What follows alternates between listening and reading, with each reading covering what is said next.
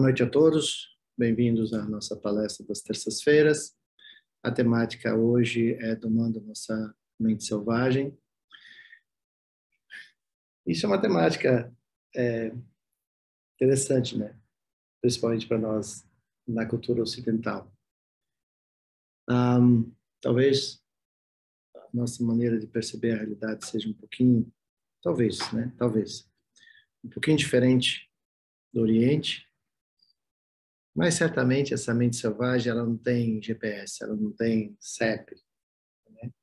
Nós todos somos seres humanos, nós todos aspiramos por felicidade, nós todos aspiramos por sucesso, por estabilidade, né? Muitas vezes nós imaginamos que a vida pode ser assim um pouquinho melhor, mais cartesiana, né? Sem muitos sobressaltos, mas não é bem assim, né? Então aqui a gente tem pessoas de São Paulo, de cidades grandes, cidades pequenas, aí na galeria aí. Tem pessoas de outros países, outras culturas. Mas a gente tem, apesar dessas diferentes localizações geográficas, existe algo que é comum, que é a nossa humanidade. Então, como seres humanos, há muitas coisas que nos assemelham, que nos unem, que é comum entre nós. Então, obviamente, que a aspiração fundamental de todos nós é sermos felizes.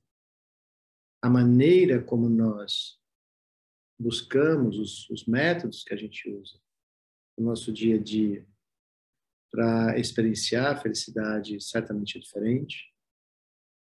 Onde nós vemos felicidade certamente é diferente. Agora, uma das coisas talvez que torne mais difícil para nós é quando nós estamos em áreas muito adensadas. Então, quando a gente pensa, por exemplo, na Revolução Francesa, que quando todo mundo quis migrar da área rural para os grandes centros, pensando que ali haveria mais conforto, mais facilidades, mais segurança, mais isso, mais aquilo, depois a gente vê, né, que não é bem assim. Hoje na Europa nós temos um movimento contrário, por exemplo, as pessoas tendendo a voltar, sair dos grandes centros. Aqui no Brasil, talvez em algumas cidades isso já possa estar acontecendo, mas como nós somos um território muito grande, aí dá locais de baixíssima densidade.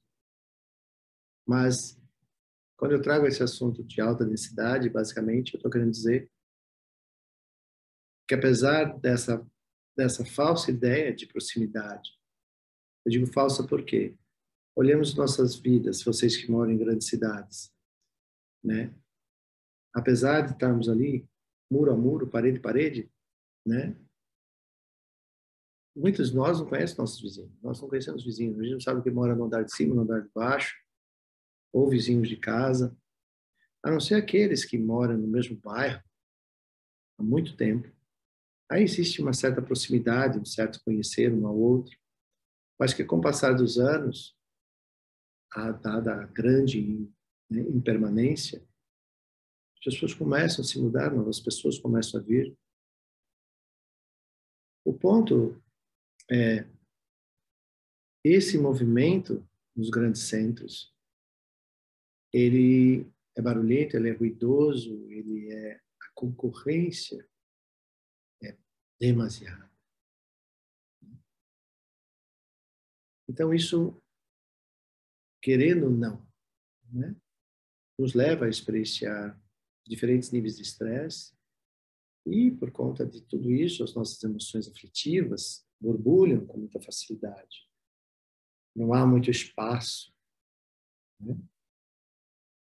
Tudo muito apertado.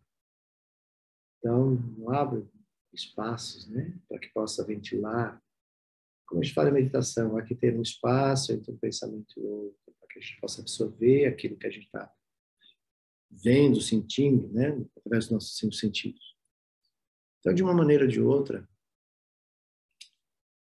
essa agitação toda acontece. Mas também viver em áreas menos densas, menos adensadas, não significa que lá seja o paraíso, que seja tudo perfeito. Porque, na verdade, essa conversa de hoje, ela vai dizer muito a respeito de como é que nós percebemos a realidade. Então, a realidade em si, externa, ela está ali. É uma realidade relativa, mas nós estamos ali, vendo. O que torna, né, essa mente selvagem é justamente a falta de treino para que a gente possa, de uma maneira ou de outra, organizar tudo isso de uma outra maneira. Eu acho que é basicamente isso. E vem um segundo ponto, que é quanto que nós podemos dedicar a nós mesmos todos os dias para estarmos com nós mesmos. Abrir esse espaço que eu falo. Mentalmente. Então, a nossa mente é selvagem, sim. Mas ela pode ser domada. Esse é o princípio do Dharma. Como o Buda fala. Se não puder fazer o bem, não faça o mal. Dome a sua mente. Então, o que seria o domar? Domar o quê? O que está ali para ser domado? É justamente essa mente que é sensibilizada o tempo todo. Nós temos 5 sentidos, né? E esses 5 sentidos captam tudo isso. Então, aí sim, faz uma grande diferença de eu estar num grande centro ou estar numa área rural. Eu vivo numa área rural, mas eu estou tão pertinho dos grandes centros. Mas o meu modo de vida aqui é rural. Né? Quem acompanha aí nos Estados Unidos pode ver. Postando foto com as vacas, com o cavalo, com o gato, com o carneiro. Então, apesar de eu estar tão próximo de São Paulo, 50 minutos, mesmo de Campinas, Jundiaí, Sorocaba, que são grandes centros, mas a maior parte do tempo eu estou aqui. Então, isso ajuda muito. É diferente quando eu estou em São Paulo. Então, a gente tem que treinar a mente. Eu vai falar mais sobre isso. Mas o treino, é isso que a gente tem que fazer, treinar nossa mente. Porque sensibilizado, nós somos o tempo todo. Nós temos 5 janelas, né? 5 sentidos, 5 portas, que são definitivamente sensibilizadas. Quando a gente fala em meditar, e aí o título desse livro, né, esse livro de Sociedade Meditando a Cidade, é justamente para dizer, é possível sim. Não é impossível. É possível. Então, até alguns de vocês, às vezes, trazem essas perguntas. Eu moro no apartamento, eu moro assim, assado, 7 horas da manhã começa o movimento, e tem família em cima, criança batendo a bola do lado, aquela coisa. Como é que é possível eu meditar? A gente pode usar vários meios hábeis. Botar tampão no ouvido, deixar uma musiquinha suave que abafe um pouco do ruído externo.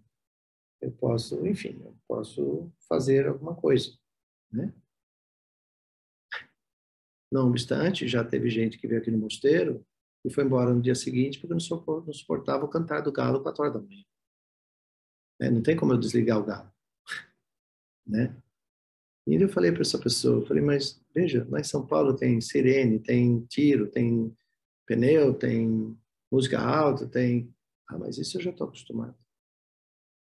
Aqui, eu me lembro bem, aqui o silêncio incomoda. Parece que falta algo. Mas, ao mesmo tempo, ele se queixou do galo cantar 4 horas da manhã. E aqui a gente tem um galo que acho que ele é bodhisattva das pessoas que gostam de dormir até tarde, porque 4 horas da manhã ele passa cantando na janela de todo mundo. Enfim, mas é engraçado isso. Todos esses exemplos que são de zona rural mesmo. Né? Mas só para ilustrar exatamente isso, o que é que me incomoda? Por que me incomoda? Por que eu me sinto incomodado com isso? Então, domar a mente significa, primeiro, ter consciência do que está te incomodando. Primeira coisa é essa. Então, quando a gente estuda o Dharma, Sua Assentada Sagacrise, quando ele dá o refúgio, por exemplo, que é quando o refúgio simboliza quando você oficialmente decide por você mesmo ter no Dharma o seu estudo, sua conduta, sua inspiração, ou até, para muitos, a sua prática religiosa. Mas a sociedade fala que estudar o Dharma a palavra Dharma significa transformação, mudar, né? Então, o Dharma é um método muito rico e muito eficaz, através do qual nós aprendemos a domar esses movimentos da nossa mente. E ela é selvagem porque ela quer ver tudo. Então, quando a gente começa a meditar, por exemplo, nos 9 passos de Shamatha, os 3 primeiros passos são os mais difíceis. Porque é justamente, por incrível que pareça, a coisa mais difícil é perceber que está distraído. Perceber que você perdeu o foco. Que incrível, né? Mas quem treina a meditar sabe. Os primeiros passos, a coisa mais difícil, é justamente perceber que se distraiu.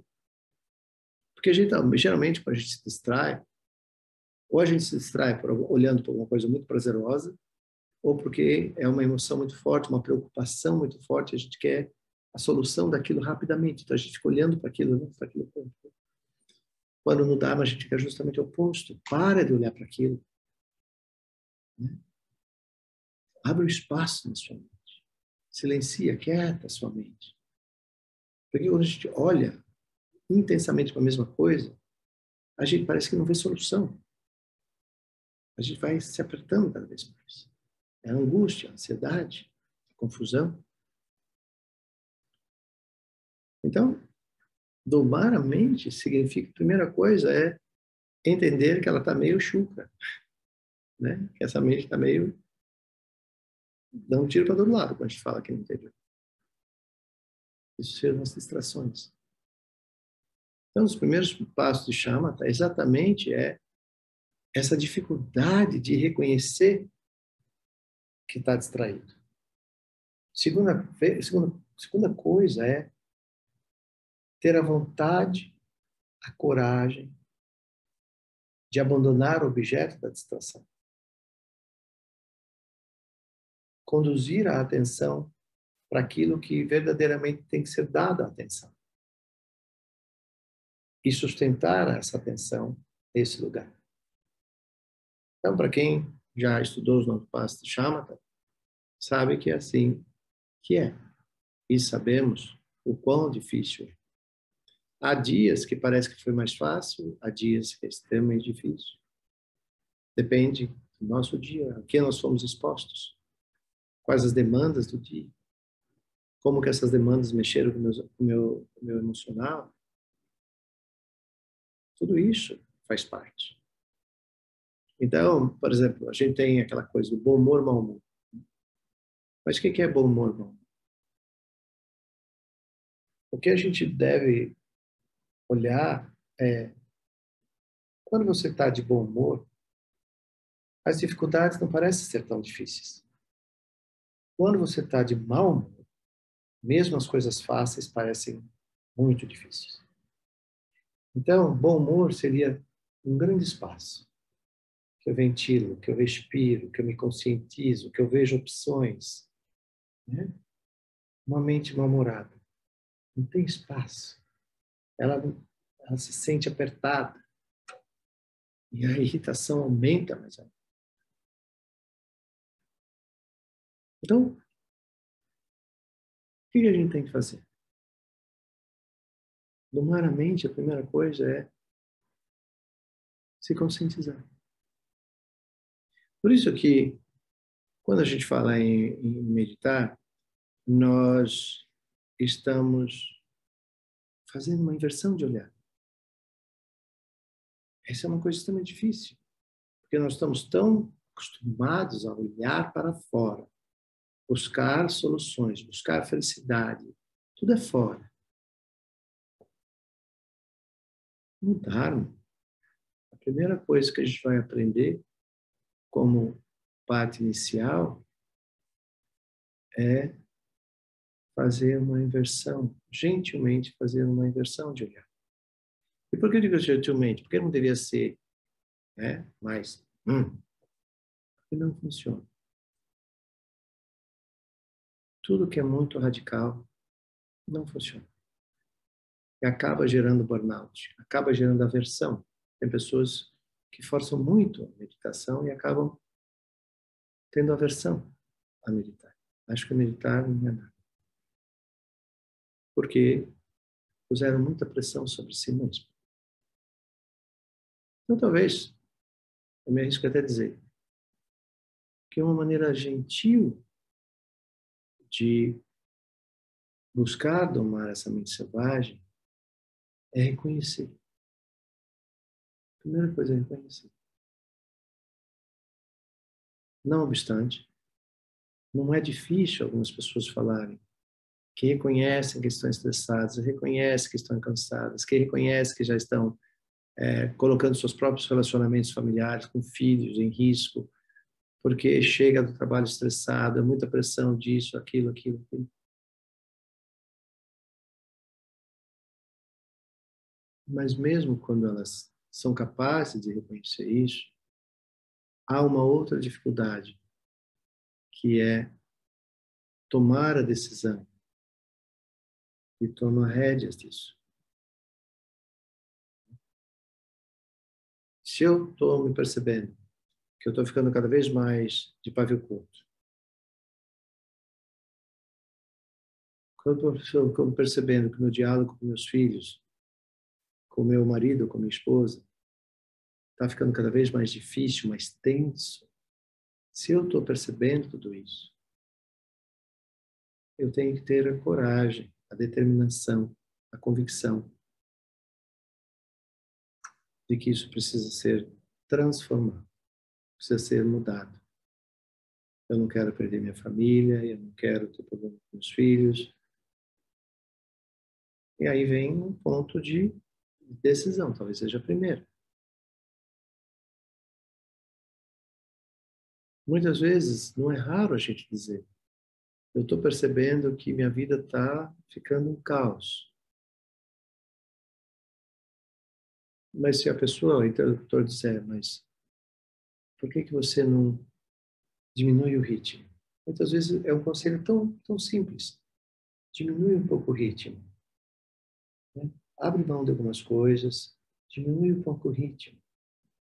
A nossa resposta imediata é um padrão mental. Não posso. Eu quero comprar isso, eu preciso fazer isso, eu preciso prover aquilo, eu faço isso, faço aquilo. Normalmente a gente responde isso. Existe um obstáculo, né? Mas isso faz parte de padrões mentais, padrões de comportamento, padrões mentais, que é justamente onde que inicialmente a gente tem que reconhecer. Primeira coisa é reconhecer. E depois saber que as coisas não mudam de uma hora para outra. Então, tem que ter um grande exercício de paciência comigo mesmo. E ir gradualmente fazendo esses ajustes. Mas, definitivamente, a primeira coisa é o conscientizar-se. Eu acredito que a maior parte de nós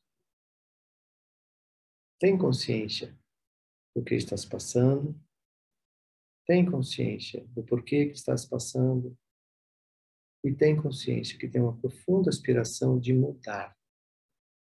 Essa é a palavra do Dharma, mudar, transformar. Então, a primeira coisa é reconhecer e logo em seguida é determinar-se, tomar a decisão. Mas lembra que eu estou falando, essa decisão, ela é gentil, ela é dotada de profundo autorrespeito, ela é dotada do saber que vai ter tempo para ocorrer, e saber que é possível. Então, muitas vezes eu vi sua sociedade respondendo perguntas, sociedade cicatriz, respondendo perguntas e também sociedade Dalai Lama respondendo essas questões. E eu falei isso no ensinamento há uns dias atrás, que eu li essas coisas de sociedade Dalai Lama, de dizer, enquanto você colocar a culpa dos outros por aquilo que está te ocorrendo, isso talvez só faça piorar, perpetuar e ser mais difícil. Mas também, se você se autoculpar, é minha culpa, eu fiz assim, eu fiz assado e tal, também não vai adiantar.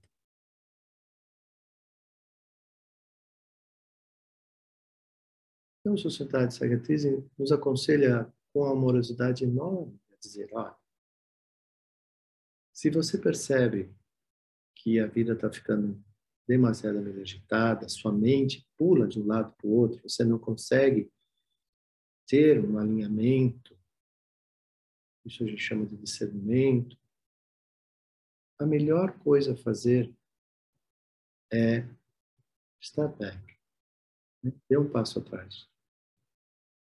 Procure dar-se tempo. Meu professor, Chogyam Rinpoche, quando eu comecei no Dharma, como eu vinha de uma vida de empresário, uma vida bastante agitada, isso permaneceu por muito tempo. E às vezes eu chegava para ele e dizia, nossa, eu estou profundamente irritado. Estou assim, se cai um estalinho do meu lado, vira guerra. Né? E a resposta dele era tão simples. E ele dizia assim, você já meditou hoje?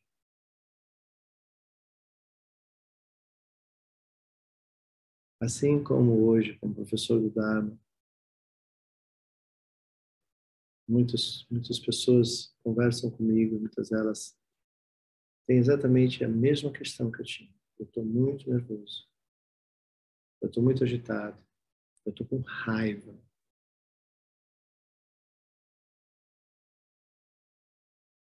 E aí eu lembro. Isso que o meu professor fazia comigo.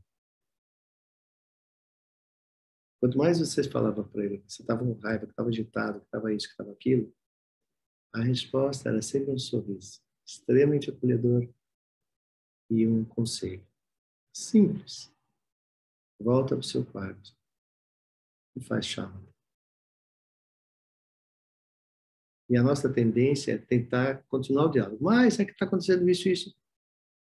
Vai para o seu quarto e faz chama. Tá?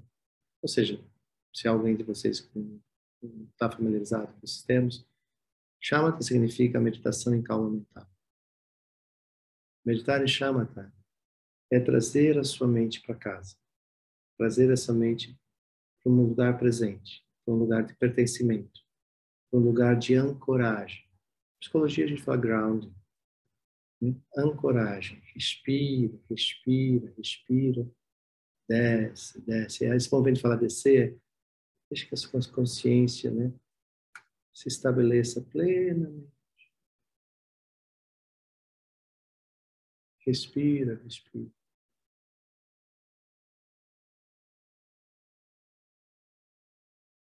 É o primeiro passo para domar essa mente. Muitas vezes, nós estamos extremamente agitados por não saber exatamente o que nós queremos da nossa vida nesse momento. Eu digo nesse momento porque no Dharma a gente fala do momento presente. Então, a gente olha para um monte de possibilidades. Algumas têm a ver com o nosso sonho. Outras, nada a ver. Mas na hora dessa confusão, eu pego o que apareceu. Porque não é nada recomendado. Porque cedo ou tarde você vai se dar conta que aquela ação foi uma ação de fuga. essa fuga representa esse não interesse, não coragem, não determinação, não convicção daquilo que realmente você gostaria de estar fazendo, onde você gostaria de estar na sua vida, né? Que momento na sua vida, com essa idade, nesse momento, cada um de nós. Então, quando nós nos damos conta que não estamos onde gostaríamos de estar, em todos os sentidos, gera uma cobrança interna muito grande. E uma falta de resposta, como é que eu vim chegar aqui? É simples. No Dharma a gente usa eu ignorar, que havia uma outra forma de pensar, agir, discernir, frente às confusões que eu estava enfrentando, eu estou enfrentando. Certamente que essa fala de Sua Santidade nesse livreto, nesse capítulo, ela é curta, assim, não tem muitas páginas, mas ela é tão clara, é um conselho simples. Se nós avaliarmos o momento presente nosso e nós percebermos que não corresponde ao seu potencial, ao seu expertise, ao seu sonho, não se apavore. Tudo isso pode ser reorganizado. Para isso ser reorganizado, aí sim eu vou ter que, espera um pouco, eu tomei minhas decisões até aqui baseada no quê? Qual foi? Essa é uma pergunta simples, ela é simples, mas ela é extremamente importante. Sempre que nós tomamos uma decisão, sempre que nós fazemos uma escolha, qual é a base? Qual é a base que sustentou essa decisão, que sustentou essa escolha? Essa escolha, essa decisão pode até ser errada, equivocada, mas no momento que você a tomou, você tem uma base. Eu penso que muito da confusão que existe hoje em dia é que a gente não investiga qual é a base a partir da qual eu estou tomando minhas decisões, novos direcionamentos, escolhas, orientações. Qual é a base para isso? Então, certamente, nas grandes cidades, principalmente, onde há 1 milhão de ofertas a cada dia, 1 milhão de opções a cada dia, certamente isso nos inquieta, porque a tendência é nós queremos abraçar tudo de uma vez. Chega a ser, inclusive, um ato egoísta, talvez muito da nossa confusão seja ancorada no egoísmo e pouco na interdependência. Por isso que, quando nós, no Dharma,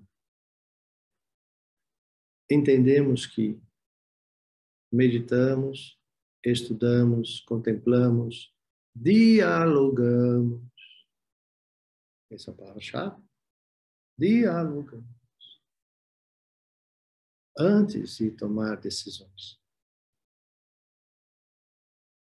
Então, o diálogo, certamente, é fonte, uma fonte muito abrangente.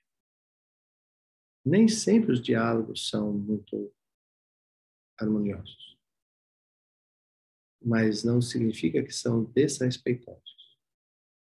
O diálogo inclui a diversidade, o contraditório, a diferença.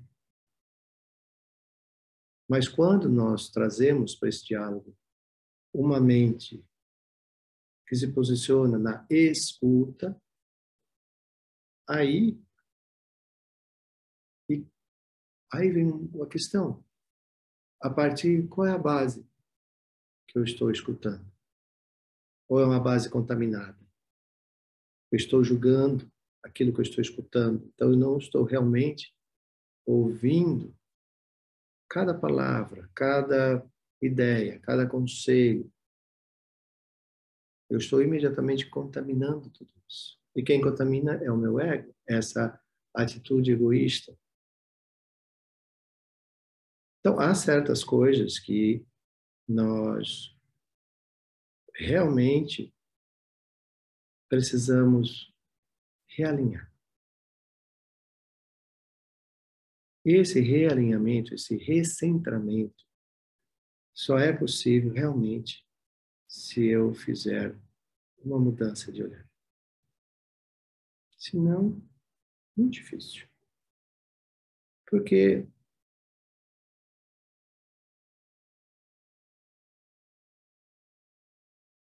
se eu não criar uma base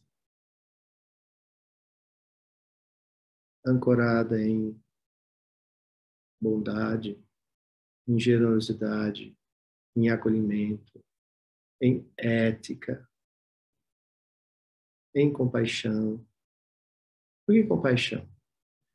Porque de uma maneira ou de outra, as nossas escolhas, elas vão reverberar em outras pessoas por causa da interdependência. Então, que a resultante das minhas escolhas jamais venha a ser causa e condição de sofrimento a alguém, nem a mim mesmo. Então, muito desse controlar a mente, o aspecto selvagem da nossa mente, esse selvagem é muito mais respeito à ambição, ao egoísmo, a não visão clara de interdependência. Ou seja, esse egocentrismo talvez seja a parte mais selvagem dessa mente.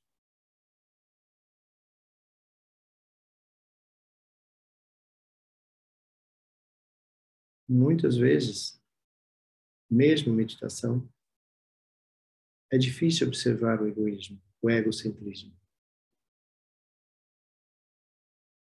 Há práticas de Lojong que ajudam a nós desenvolvermos um discernimento mais claro se o egoísmo, esse egocentrismo, está realmente, de novo, norteando as minhas escolhas. Então, voltando para grandes cidades, são inúmeros os apelos. Inúmeros os apelos. E a grande maior parte deles é sensorial. E muito desse sensorial dá origem a várias ilusões. Então, muito da nossa confusão mental é quando nós visualizamos o futuro a curto prazo, médio prazo, mas que é muita ilusão. E ilusão, como que eu percebo que é ilusão? É quando eu pergunto qual a base que eu estou construindo, sustentando, que me permite a realização desse sonho. Então, talvez a diferença entre sonho e ilusão, aqui é um sonho de vida, né? Um projeto de vida, uma coisa que a gente almeja, né? Isso é bom, não é ruim. Porque quando eu tenho um sonho, ou almejo alguma coisa, dá a mim uma referência se no meu dia a dia, aquilo que eu penso, falo e faço, está construindo os steps, os degraus, os passos, para que eu caminhe do ponto A ao ponto B, que é onde eu gostaria de estar. O Dharma, ele faz essa correção. Ele nos ajuda, o método do Dharma, ele nos ajuda a ter essa consciência, né? Eu tenho um objetivo, eu tenho um sonho, eu tenho um propósito. Tudo isso é mutável, obviamente que é. Mas, se nós simplesmente ficarmos pé ao vento, nós nunca vamos saber se estamos ou não indo para algum lugar, se alcançamos ou não aquilo que minimamente a minha aspiração de uma felicidade genuína, básica, está sendo construída. Então, esse é o sentido do propósito. Propósito, às vezes eu vejo as pessoas falando, imagine, propósito é uma caixinha que você se enfiou dentro. Não, isso não é a visão da propósito. É você ter uma clareza, um discernimento, uma determinação que norteiam as suas ações no momento presente. Sabendo que, dado a interdependência, sabendo que, dado a impermanência, muito disso pode ser renovado, pode ser modificado, pode ser repensado. Né? Essa é a beleza da história. Uma das coisas que acalma a nossa mente é justamente saber que as coisas podem ser repensadas, realinhadas, reorganizadas, ressignificadas. Saber isso, ter a convicção disso, ufa, tira um fardo enorme.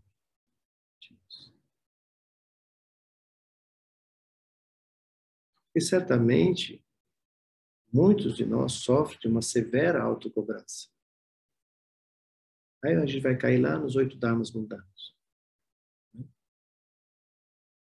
Então, é possível que a gente, inclusive, use, olhar, de vez em quando, os 8 dharmas mundanos, para ver se eu não estou caindo naquele trapping, naquela armadilha. Então, quando você tem um propósito, um significado, você traz para ele, inclusive, essa consciência de que, por exemplo, a impermanência, as inevitabilidades, aquilo que é comum à humanidade. Se eu incluir isso, já alivia muito essa selvageria, esse busca-busca da nossa mente. Então, para muitas pessoas, às vezes, não é difícil a gente escutar esse comentário, mas é tão difícil praticar o Dharma, é tão difícil meditar, é tão difícil isso, é tão difícil aquilo. É verdade. Mas agora, vamos lá. Em termos de diálogo, em termos de conversa, quando se fala difícil, o que é difícil? Por que é difícil? Porque eu percebo como difícil, porque está sendo tão difícil para mim.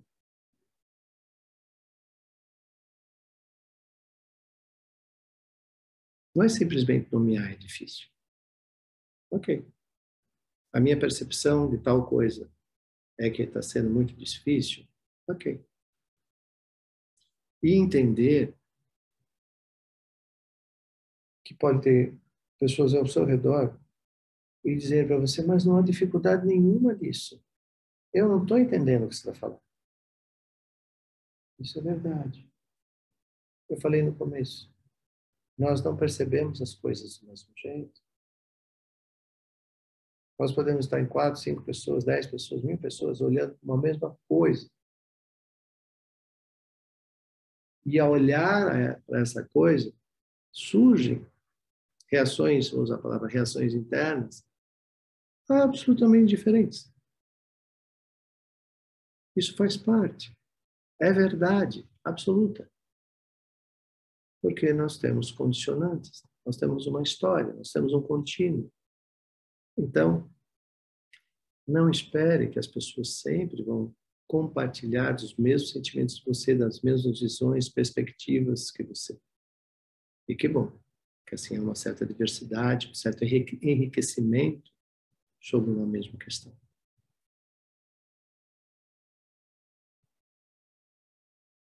Isso é importante. Então, quando a gente fala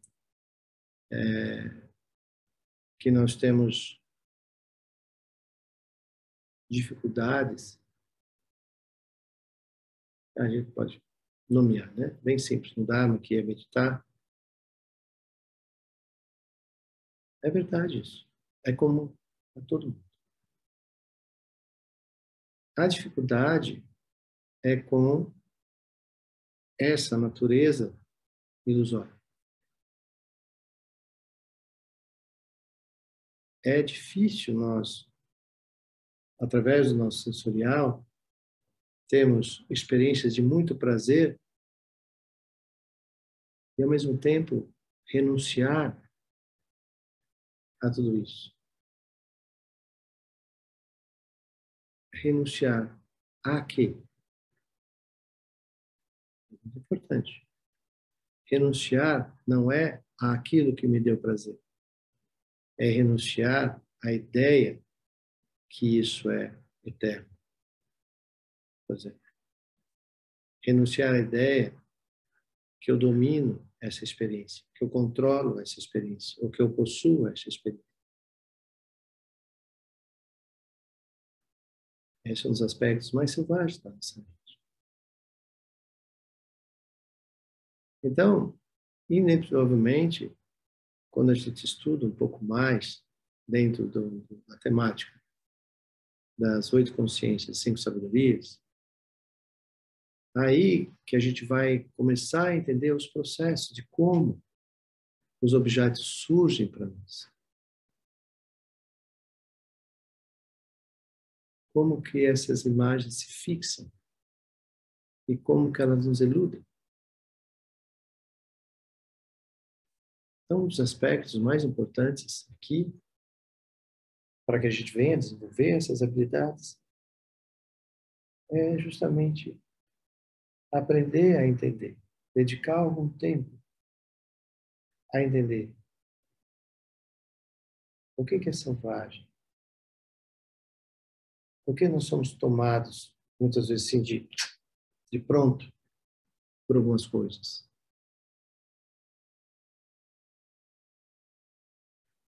Então, certamente que um dos caminhos de a gente começar a domar tudo isso é a gente começar bem do beabá mesmo. Desenvolvendo habilidade, por exemplo simples. Quantos de nós, hoje em dia, conseguem sentar num sofá sem levar o celular? Quanto tempo nós conseguimos ficar sem mexer nas redes sociais? Eu não estou fazendo apologia contra a tecnologia. O meu telefone não pula no seu colo e fica falando me pega, me pega, me pega. Nem o WhatsApp fala me abre, me abre, me abre. Não.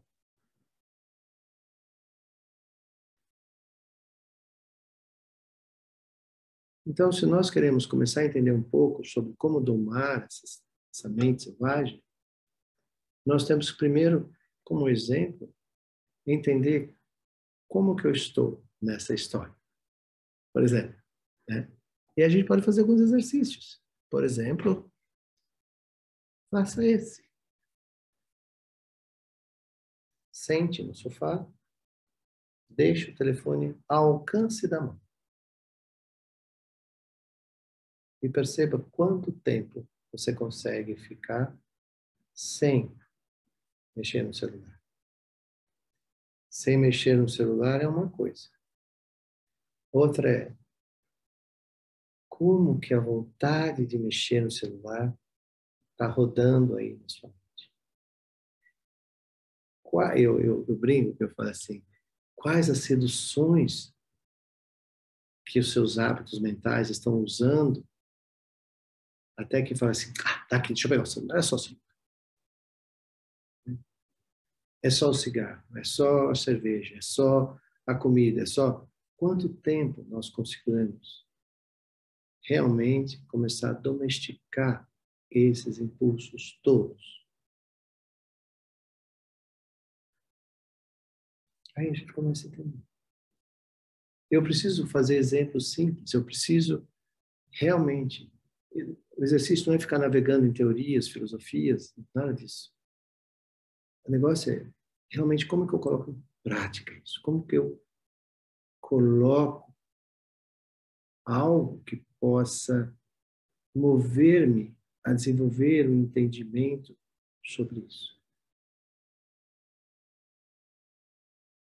Isso é prática do Dharma de uma maneira mais profunda.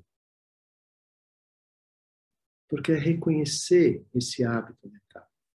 Reconhecer esses padrões de pensamentos, padrões de comportamento, padrões de fala, vocabulário, tom de voz, gestos.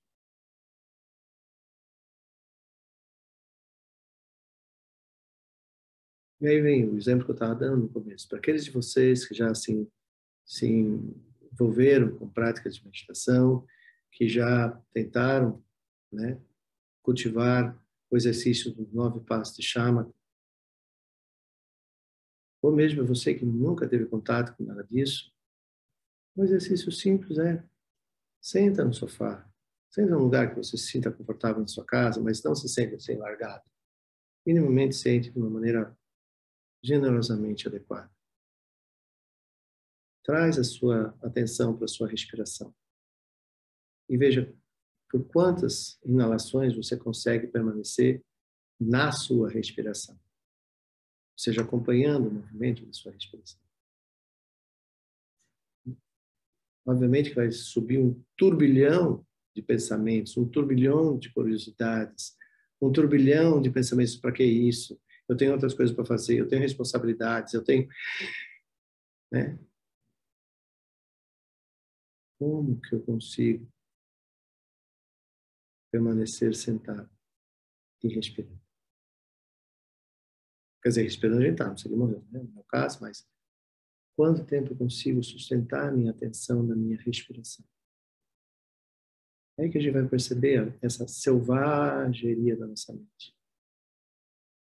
Então, o Dharma enquanto um caminho de transformação, o Dharma enquanto um método de transformação, vai gentilmente dizer para você: a primeira coisa é acalmar essa mente. Longe de dizer parar de pensar, isso não existe. Mas acalmar a mente é uma das maneiras mais simples de acalmar a mente, é trazer ela para um lugar. Simples de dizer, difícil de fazer, eu sei, mas trazer a mente para um lugar. Aí tem essa frase famosa que diz: a realidade que você está vivendo neste momento é aonde a sua atenção está. Isso significa para onde a sua atenção está olhando. Pode ser para um objeto à sua frente, pode ser para um objeto imaginário, pode ser para a experiência da sua respiração. Então, muitos de nós, quando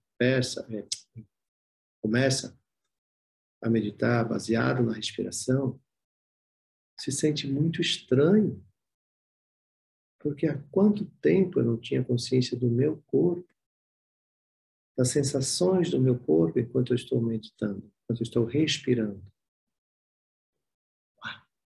Parece que o meu corpo incha, parece que eu estou assim torto, parece que eu estou caindo em algum lugar.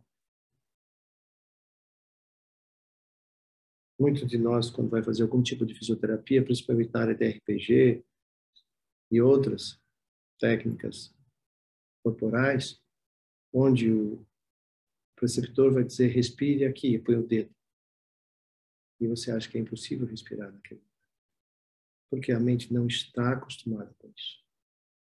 A mente está acostumada a ficar solta, buscando coisas. Por isso que a gente chama de selvagem. Então, domesticar essa mente é realmente um dos principais ensinamentos do Buda. E para isso, certamente, ele deu muitos ensinamentos, nos deixou vários métodos, e um deles, mais importante, chamou John, e especificamente é o treino da mente.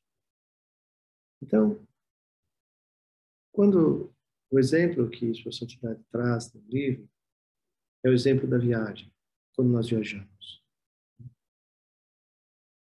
Então, quando nós viajamos, nós primeiro escolhemos para onde vamos. Segundo, vamos saber sobre esse lugar. Por que que ele nos interessou? Por que que eu fiquei com vontade de ir a Paris, a Roma, a Índia, ao Nepal, visitar os 8 lugares sagrados do Buda? Por quê? Aí, eu vou organizar. Eu vou como? Qual companhia aérea? Que hotel que eu vou ficar? E assim por diante.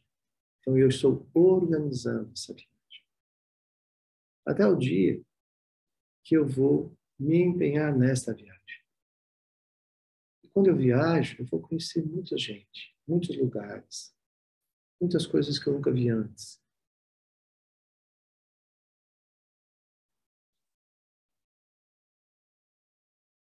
Então, assim também a nossa viagem em termos de ressignificar a maneira como nós entendemos a nossa postura no mundo. Como nós nos posicionamos.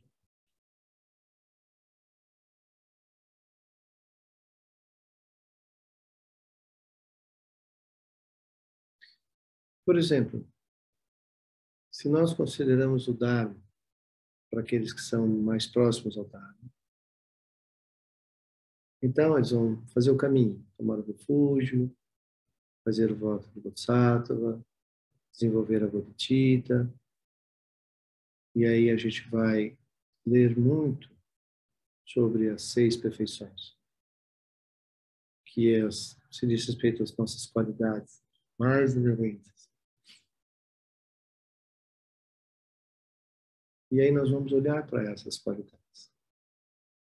Olhar para essas qualidades é um treino da mente.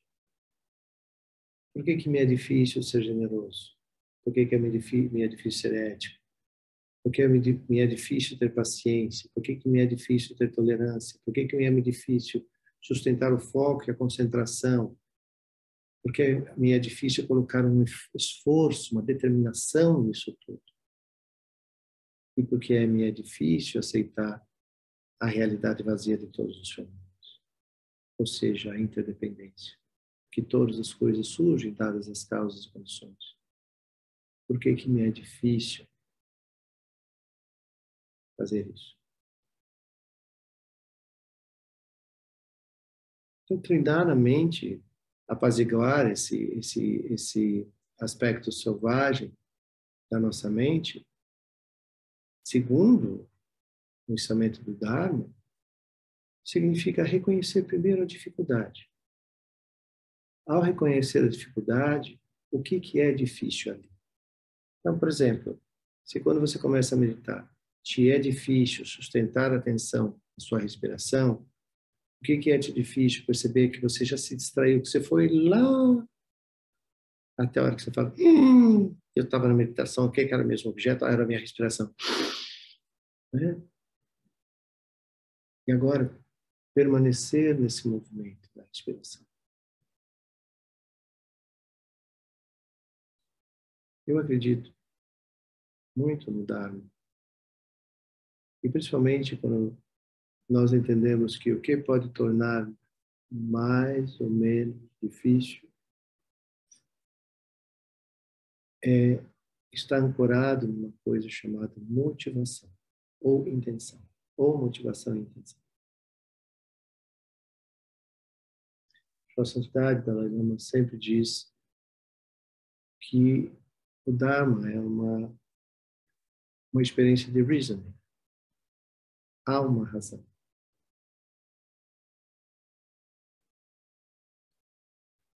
Então, quando nós estabelecemos essa visão, baseado em uma razão, então, por que eu gostaria de fazer isso?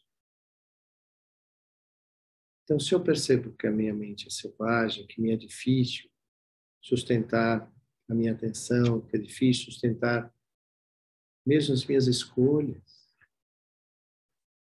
Então, no Dharma tem várias historinhas sobre isso, mas, por exemplo, quando a gente começa a estudar, nas primeiras vezes que a gente estuda, porque as 4 novas verdades, nós devemos estudar elas constantemente, porque no nosso dia a dia nós podemos olhar a expressão das 4 novas verdades, o primeiro ensinamento que o Buda deu, que é a base.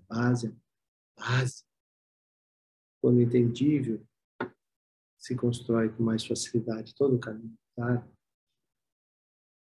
Mas existe na nova verdade uma coisa chamada insatisfatoriedade. Então, eu penso, essa é a minha percepção, posso estar absolutamente enganado, como sempre, mas existe hoje em dia, dado a facilidade de produção de novos objetos de distração, essa insatisfatoriedade tão constante essa busca de copiar o que as pessoas são, o que as pessoas têm, o que as pessoas falam, o que as pessoas fazem, nos afastando muito daquilo que nós verdadeiramente somos, aquilo que tem valor e significado para a nossa vida. Nós acabamos adotando outros comportamentos, acabando adotando o que a massa faz, o que a massa pensa. E com isso, eu abro mão daquilo que me é, enquanto ser humano, verdadeiramente importante. Esse distanciamento da essência do ser humano em busca de toda essa parafernália tecnológica que tem hoje em dia, todas essas ilusões. Então, existe uma historinha que é assim, eu andava de pé, eu andava a pé, quando eu via uma bicicleta, eu falava, eu vou ser feliz o dia que eu comprar uma bicicleta. Aí você trabalha e compra uma bicicleta. Aí você está feliz pedalando sua bicicleta, até você ver uma motocicleta passar do seu lado.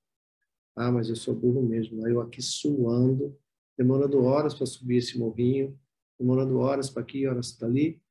Eu vou ser feliz quando eu comprar uma moto. Aí você trabalha e compra a moto. Aí você está com a sua moto. Aí você, aí você vai, de repente vem inverno, vem chuva, vem vento, né? Vem poluição. E você está ali na moto exposto diretamente a tudo isso, mesmo capacete, jaqueta, enfim, vamos supor que você use todos os aparatos necessários para a sua moto. Aí você fala, nossa, vou ser feliz quando eu tiver um carro, pelo menos estou protegido dentro do carro, tem ar-condicionado, tem isso, tem aquilo. Aí você trabalha e compra o carro. Aí você compra um carro 1.0, você compra um carro comum, um carro popular, porque você queria um carro, né? Um pouquinho mais de conforto. Aí você está no seu carrinho lá, 1.0, e aí você vê passar um dos carros mais chiques, ou seja, parece que não acaba nunca.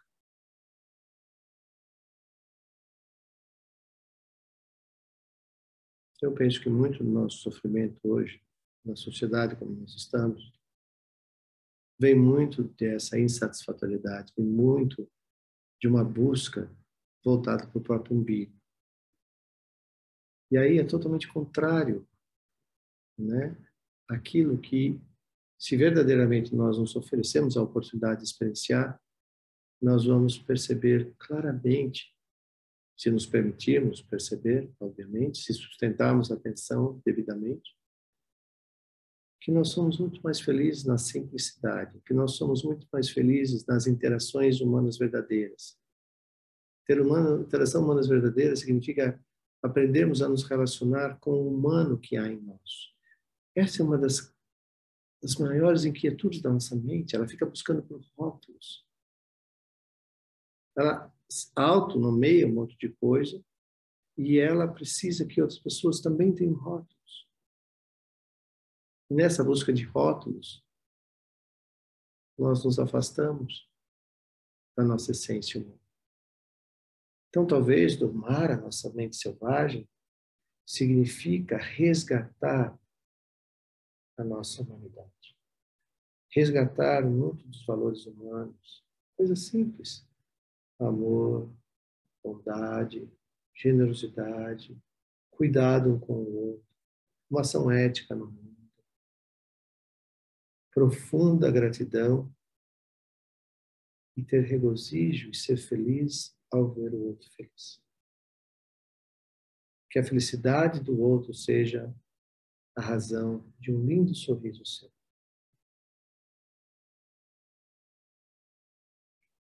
Isso seria uma maneira eficaz de nós apaziguarmos em muito essa mente selvagem. Então, dentro do Dharma, há muito que nós podemos certamente utilizar na nossa vida diária.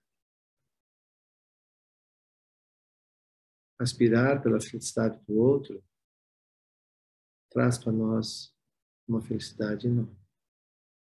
Compartilhar o que temos com os outros, na verdade, compartilhar aquilo que nunca nos pertenceu. Na verdade, o que nós temos é é resultante das nossas ações, das causas e condições. Mas aquilo, se você pensar bem, nunca nos pertenceu. Como é que eu posso ter posse de algo que é resultante de incomensuráveis causas e condições? Que naquele momento, por acaso, está comigo.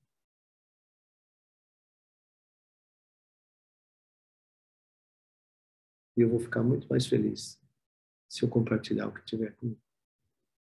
Ao invés da visão egocêntrica, egoísta.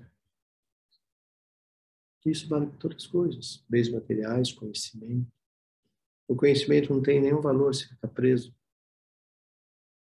O conhecimento só tem valor quando ele é amplamente distribuído, ensinado. Então, obviamente que dentro da visão budista, praticar o Dharma significa ter essa determinação.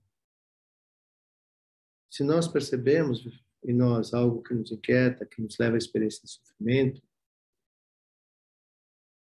procure observar o que é naquilo que você está vivendo, que você percebe como sofrimento.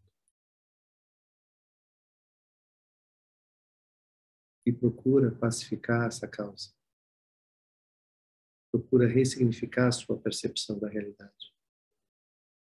Ou daquilo que estiver ocorrendo naquele momento. Então, o Dharma, tudo que nós fizermos em busca de pacificar as nossas inquietudes e promover benefício e felicidade a todos os seres, certamente vai apaziguar em muito essa mente tão inquieta.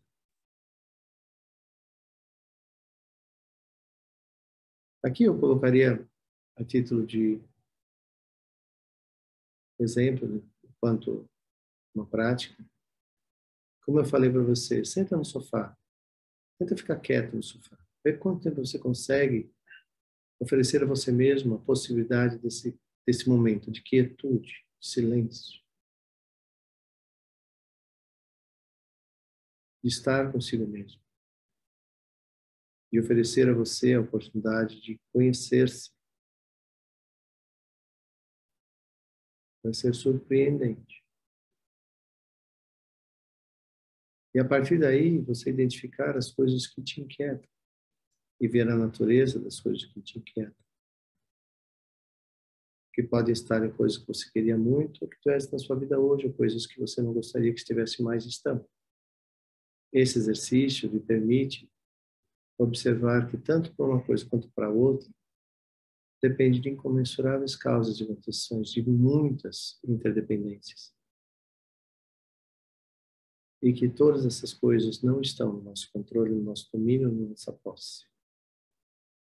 Então nós temos que abrir os espaços na nossa mente, para que surjam naturalmente as possibilidades, enquanto ação do pensar, falar e agir, para que aquilo que você não gostaria mais se dissolvesse enquanto causa e condição, e aquilo que você aspira, que você tenha as habilidades, os meios hábeis, na sua fala, na sua ação, no seu pensar, que dá coemergência a isso que você aspira. Então, a primeira coisa que reconhecer é que essas coisas todas dependem de incomensuráveis causas e condições, ou seja, a interdependência. E que nós não temos controle sobre isso. Nós podemos, sim, ao focar naquilo que nós queremos, tanto que cesse ou que surja, de maneira ética, de maneira sistemática, desenvolver ações do pensar, falar e agir, para que isso seja possível. Mas cabe a nós. Mas, obviamente, que há coisas que são inevitáveis. Que há coisas, né, que são tão comuns à humanidade. Então, uma das coisas que mais apazigua a nossa inquietude é quando nós entendemos que não é só conosco. que existe uma interdependência muito grande ali e que as coisas são, em sua verdade, muito mais comum a toda a humanidade do que talvez o nosso egoísmo, a nossa aversão possa nos permitir perceber. E por último, saber que não seja ingênuo. Saiba que nós somos, na verdade, protagonistas. Deveríamos abandonar a posição de coadjuvantes. Talvez uma das coisas que mais inquieta a nossa mente é a posição de coadjuvante. Porque a gente fica numa ansiedade, numa angústia de quem vai fazer por nós. Quem vai resolver esse problema? Quem vai comprar isso? Quem vai fazer aquilo? Ao passo que quando você tem, né, uma atitude proativa, você se coloca nesse lugar de realizar. Entendendo, obviamente, a interdependência. Mas aí existe essa coisa que nas 6 paramitas a gente chama de esforço jubiloso. Como é bom.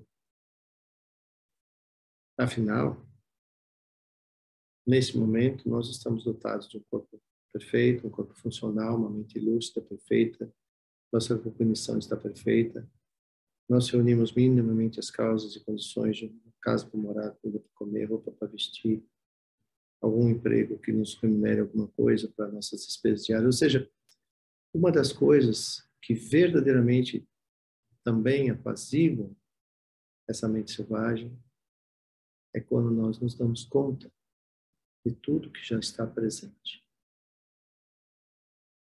e nos empoderarmos disso.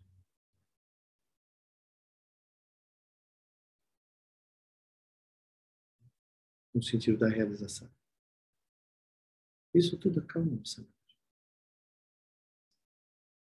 E talvez, por último, não que seja menos importante, me recordando da prece de aspiração de Samantabhadra, quando nós queremos apaziguar nossa mente, tente permanecer na companhia de pessoas que te queiram bem. Tente permanecer na companhia de pessoas que minimamente adotam uma conduta como a sua. No texto fala, estar na companhia de pessoas que me queiram bem, que pratiquem o Dharma. Esse praticar o Dharma é vasto esse entendimento. Mas aqui, praticar o Dharma são pessoas que têm um olhar para o caminho possível das transformações, da autorrealização, da realização, quando eu falo autorrealização, mas essa autorrealização, realização baseada nas 4 mensuráveis. Né? Que as minhas ações no mundo, né, sejam causa e condição de felicidade a todos os seres, que não seja condição de sofrimento a nenhum ser, que eu consiga entender a natureza das bênçãos, pois que ali não há sofrimento, e que eu possa ter uma ação no mundo equânime, livre de apego e aversão aos próximos e distantes. Então, estar na companhia de pessoas que me queiram bem, estar na companhia de pessoas que pratiquem isso, que tenham essa meta, esse propósito. Isso ajuda muito nós pacificarmos. Porque se nós tentamos pacificar a mente, mas nós andamos com pessoas que não têm essa mesma conduta, essa mesma visão, essa mesma aspiração, é muito difícil. Então depende muito das nossas escolhas. Então se nós efetivamente temos essa opção de sermos pessoas genuinamente felizes e que essa felicidade seja resultante do que nós possamos fazer para o benefício e felicidade dos outros e ver os outros felizes, seja a causa e condição da nossa verdadeira felicidade, então só nisso nós já apaziguamos em toda a nossa inquietude.